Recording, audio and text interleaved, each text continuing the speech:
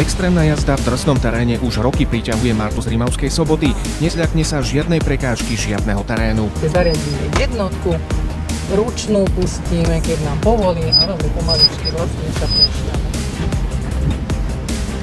Ešte všetko máme pod kontrolou, hej?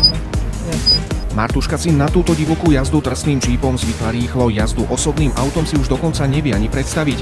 Ju lákajú len teréniaky, dokonca sa pravidelne aj so svojím mužom zúčastňuje na offroadových pretekoch. Ja som hrdý na ňu a teším sa, že to má rada, tento autošport.